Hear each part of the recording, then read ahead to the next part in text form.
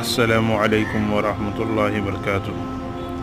شبہات کا ازالہ پیج کو سبسکرائب کریں اور بیل آئیکن دبائیں سب سے پہلے ویڈیو دیکھنے کے لیے۔ بسم اللہ الرحمن الرحیم۔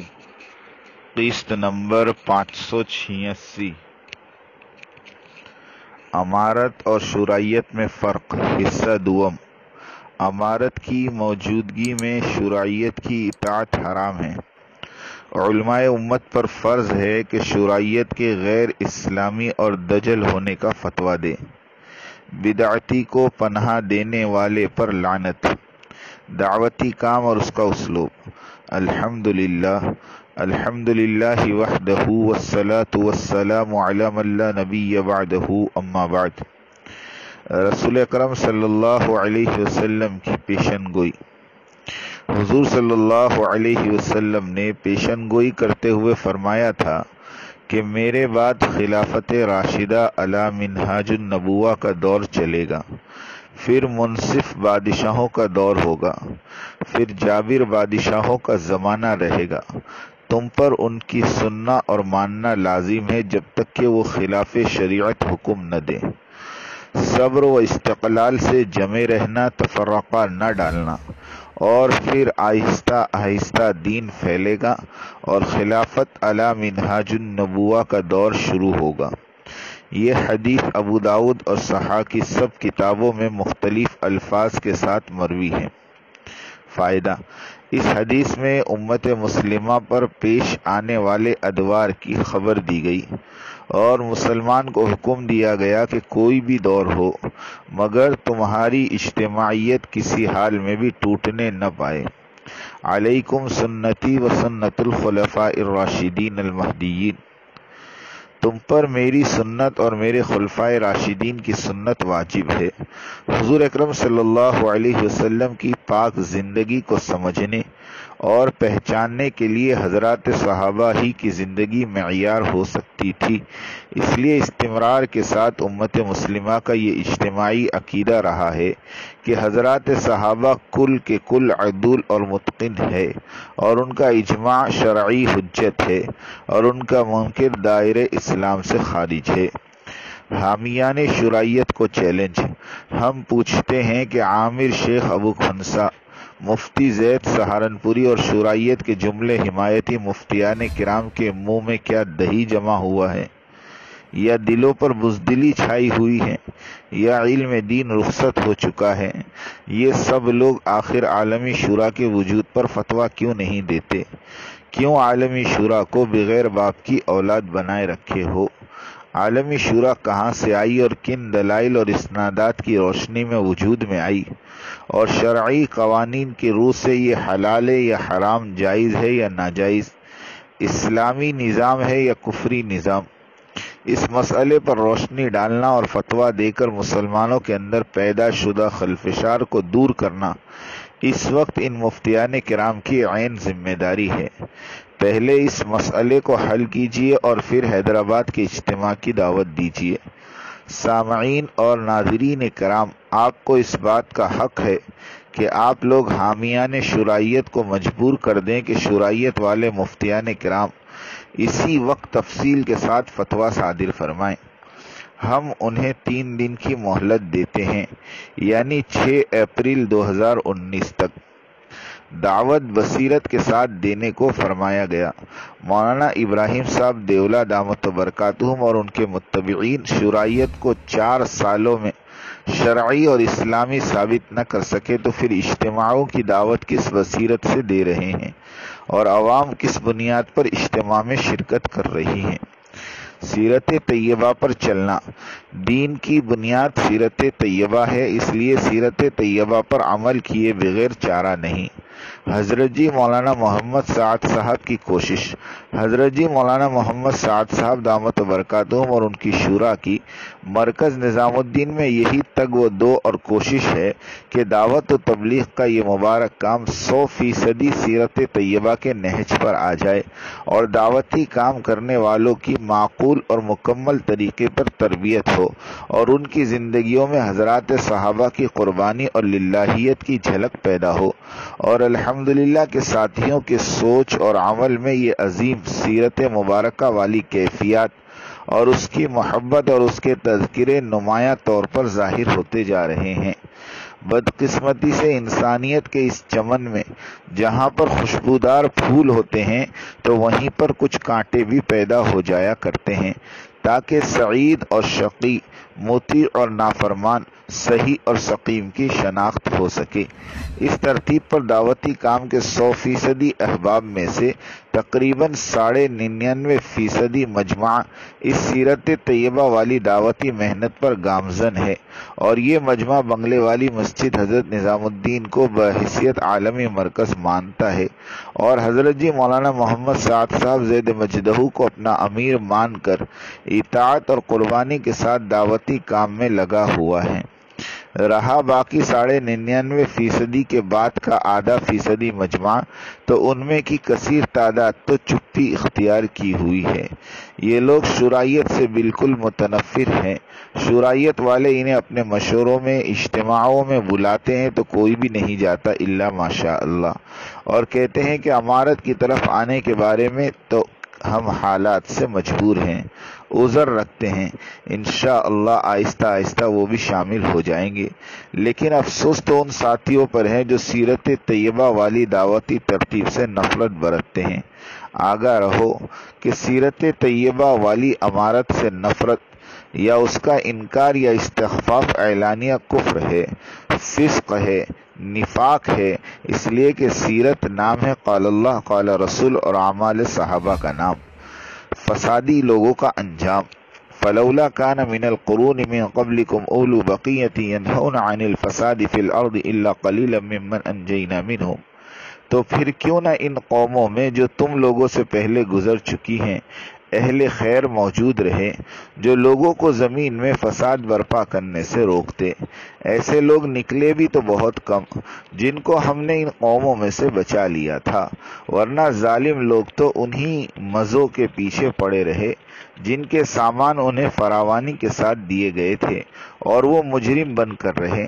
تمہارا رب ایسا نہیں ہے کہ بستیوں کو ناحق تباہ کر دے، حالانکہ ان کے باشندے اصلاح کرنے والے داعی اللہ ہوں۔ فائدہ: دین تو اچھے کام کو اچھا اور برے کام کو برا ماننے کا نام ہے۔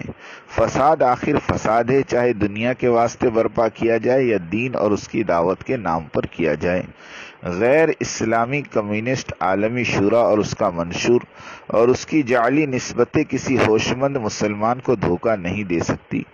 وحی الہی کی ہدایات اور منشور سے صرف نظر کر کے حضرت مولانا ابراہیم صاحب دیولہ دامت برکاتہم مختلف راہوں پر بھٹک تو سکتے ہیں، مگر امت محمدیہ کو کبھی گمراہ نہیں کر سکتے، اس لیے کہ ہر موڑ پر اس فتنہ خبیثہ کا تعاقب کرنے کے لیے ہماری قسطیں اور مولانا عیسیٰ منصوری صاحب دامت برکاتہم کی کڑتے ہوئے دل کی آواز اور ان کے بیانات اور انکشافات اور دیگر علماء حقانی کی آہیں اور قلم برسر پیکار رہے گی انشاءاللہ، فللہ الحمد والمن۔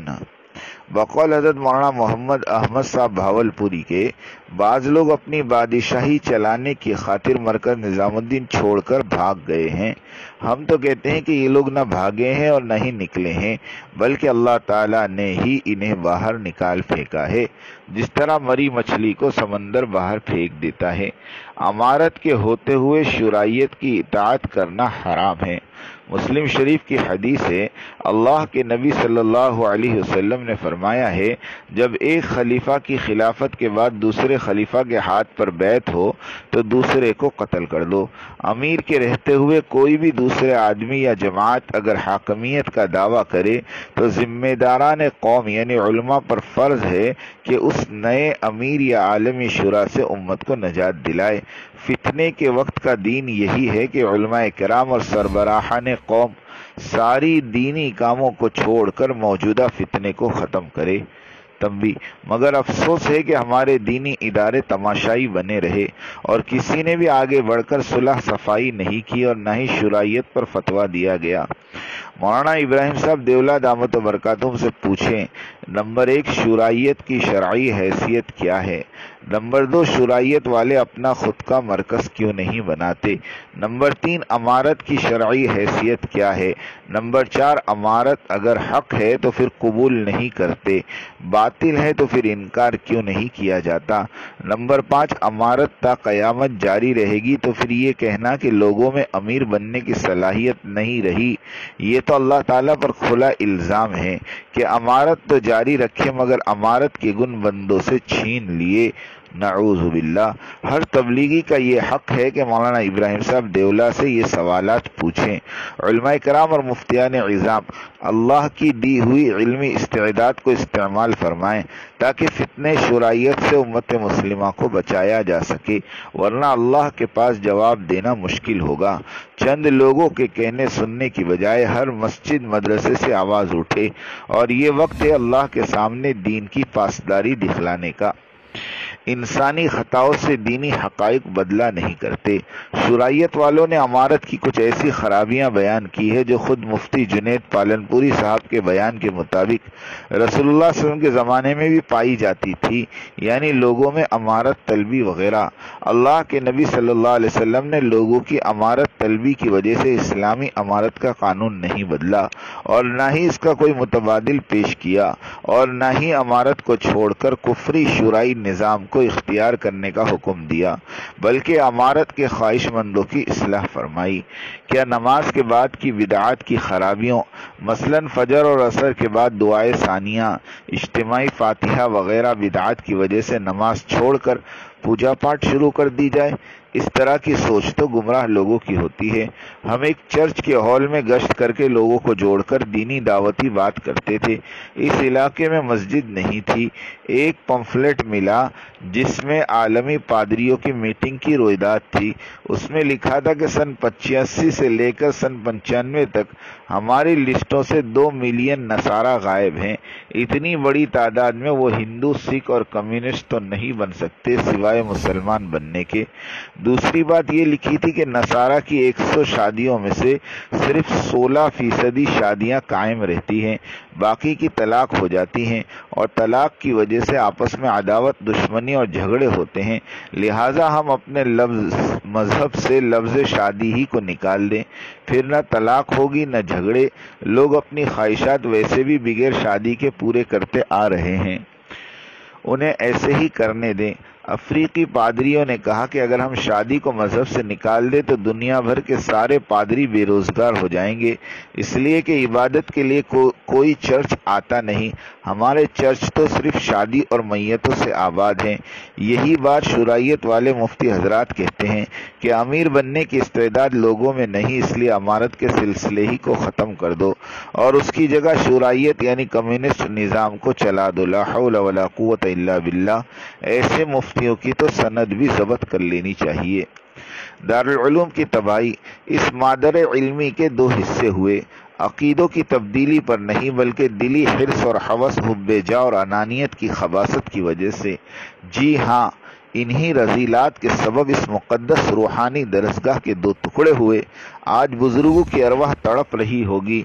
माल और हुब्बे जाह जहाँ दाखिल हो जाते हैं वहाँ रूहानियत को तहस नहस करके रख देते हैं। आज जो हालत दारुल उलूम की है उसकी वजह अपने बड़ों की नसीहतों को पसे पुष्ट डाल देना है। शुराइयत के इज्तिमाओं में शिरकत करना बातिल की हौसला अफजाई करने के मुतरादिफ है। हम अपनी किस्तों में बबांगे दहल वजाहत करते आ रहे हैं कि शुराइयत और उसका निज़ाम 100% खिलाफ सुन्नत है और जो चीज़ खिलाफ सुन्नत होती है वो सरासर बिदअत कहलाती है और बिदअत सरासर गुमराही होती है। حضرت علی رضی اللہ تعالیٰ عنہ نے فرمایا حضور صلی اللہ علیہ وسلم نے اپنے والدین پر لعنت کرنے والے پر اللہ کی لعنت ہو، غیر اللہ کے لیے ذبح کرنے والے پر اللہ کی لعنت ہو، بدعتی کو پناہ دینے والے پر اللہ کی لعنت ہو، اور زمین کی ملکیتی نشانات تبدیل کرنے والے پر اللہ کی لعنت ہو۔ مذکورہ بالا حدیث شریف کے مطابق شورائیت کا اجتماع اور اس کی دعوت، اس کی نصرت، اس میں شرکت سب بدعات ہے، مستحق لعنت بنانے والی چیزیں ہیں، اس لیے کہ امارت والا نظام جو عین سنت ہے، دین ہے، شورائیت امارت والے سنت نظام کو ختم کرنے کے لیے بنائی گئی ہے، اور شورائیت کی اجتماعات اور محنت نہج الیاسی کے سراسر خلاف ہیں۔ نمبر 1، اجتماعات میں آنے والے علماء کے نام اور ان کی تعریف اور خوبیوں کے پوسٹرز بنانا، اس کا پرچار کرنا، لوگوں کو کھانا پینا دکھا کر جمع کرنا، مثلا 120 روپے کا ٹوکن خرید لو اور اجتماع کے 3 دن جی بھر کے کھاؤ، 120 روپے میں تو ناشتہ بھی برابر نہیں ملتا، اور شورائیت والے 3 دن کھلانے کے لیے تیار، ٹیکسی بسوں کا فری انتظام، کیا یہی الیاسی، یوسف اور انعام رحمہم اللہ اجمعین کا نہج تھا؟ اسلامی نہج تو اپنی جان اور اپنا مال لگانا سکھایا۔ شورائیت والے کس اسلام کو مانتے ہیں اور کس اسلام کی بات کرتے ہیں؟ امارت کے اجتماعات میں کروڑوں آدمی آتے ہیں، لیکن اپنی جان اپنا مال والی ترتیب پر۔ اس سنت والی تبلیغ کی برکت سے جماعتیں بھی خوب نکلتی ہے۔ اس سال 2019 کا چوتھا حصہ ختم ہوا، ہزاروں جماعتیں نکل گئی، شورائیت والے درجنوں جماعتیں بھی نہیں نکال سکے، اس لیے کہ بدعت گمراہی ہے اور گمراہی کو اللہ مٹا دیتے ہیں۔ اللہ تعالیٰ گمراہی پھیلانے والوں کو ڈھیل دیتے ہیں اور پھر انہیں اور ان کی نسلوں کو تباہ کر دیتے ہیں۔ اللہ تعالیٰ گمراہی کو ختم فرمائے اور سنتوں کو زندہ فرمائے۔ آمین۔ وآخر دعوانا ان الحمد للہ رب العالمین۔